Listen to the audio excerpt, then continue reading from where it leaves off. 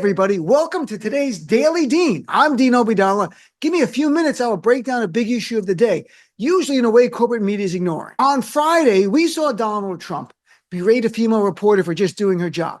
We saw the same thing yesterday in the Oval Office. It was despicable. But we saw something else as well, and that is nobody in corporate media that was standing there with the two female reporters stood up for the reporters.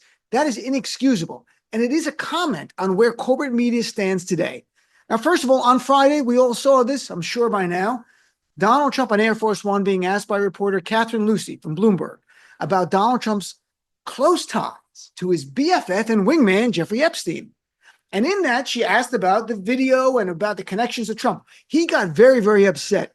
He leaned in, menacing and pointing right in her face like this and said, "Quiet, piggy. Quiet." Yes, he used the term piggy. In a sea of vile and despicable actions by Donald Trump, this was especially jarring. Trump had a female reporter essentially cornered on a portion of Air Force One on video. We all saw it. He's angry. This is a man who's got a history of being adjudicated as a rapist, a man who bragged on the Access Hollywood tape that he would grab women by the genitals without even asking permission, and a sea of women have come forward to say Donald Trump sexually abused them. It made this moment even more menacing. And then we had just days later, yesterday, to be exact, in the White House Oval Office, there is Mary Bruce, ABC News' chief White House correspondent, asking questions to Donald Trump, who's in the Oval Office with Saudi Crown Prince Mohammed bin Salman. She's just doing her job. She asked first Donald Trump about the clear conflict of interest. Donald Trump is profiting off the White House by his family having business deal with the Saudi government while he's president. And she also asked a question to MBS about the killing of Washington Post journalist Jamal Khashoggi. And just to remind people, our own intelligence says that MBS is the one that ordered the killing of Khashoggi, who was writing articles critical of the Saudi regime. Bruce asked a question of Donald Trump about the conflict. And before she can finish, he interrupts. He goes, "Who are you with?" And she says, "ABC News, sir." And he says, "Fake news, one of the worst in the business." From there, he defended Khashoggi being killed as, quote, "things happen." Later, a few minutes passed, Bruce asked another question. She asked point blank, "Why, Donald Trump, won't you simply release the Epstein files? You don't need an act of Congress. You're president. Release the files." That's when he got really upset. He screamed at her, "I think you are a terrible reporter." He said, "You are a terrible person," and then repeats, "You're a terrible reporter," smearing her personally in front of the reporters, in front of MBS. And then clearly triggered, Trump says ABC should lose their license, and he calls on his FCC chair, Brendan Carr. This is the guy who pressured ABC to suspend Jimmy Kimmel. He calls on Brendan Carr, saying he should look into ABC. These are two horrible moments. What do they have in common is, first, Donald Trump's his absolute contempt for freedom of speech and his contempt for women. Two, the fact that reporters on the plane and in the Oval Office standing next to these two female reporters say nothing when Trump attacks them. Instead, they just start asking their questions like nothing happened. Like nothing happened. It's like someone being shot next to you, like next question. They did nothing. And that says so much about corporate media to all of us. What I mean by that is, it is the corruption inherent in corporate media when you're in a for-profit business, and you could lose your job if you lose access to the White House.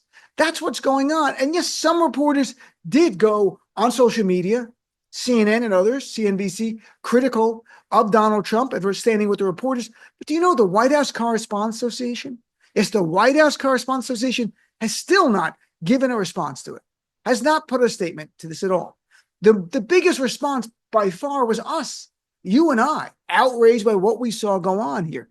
And it's relevant because Donald Trump created this condition. Our corporate media was already corrupt, but he created this climate because early in this term, he suspended the Associated Press from the White House and the Oval Office because they would not use the term Gulf of America instead of Gulf of Mexico.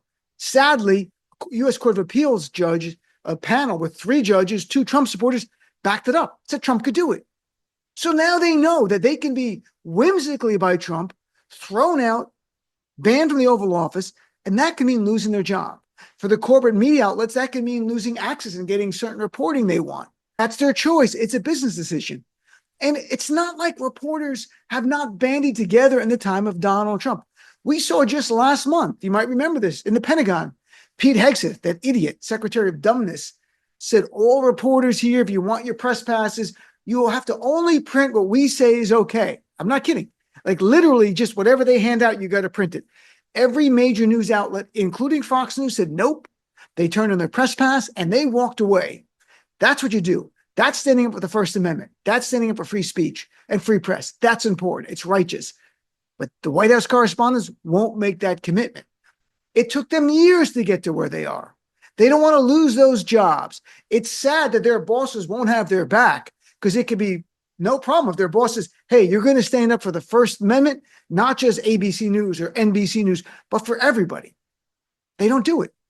And here's the thing. Here's my message for corporate news and for the journalists who are too fearful to speak out. Get another job. Work someplace else in corporate media. Do another job.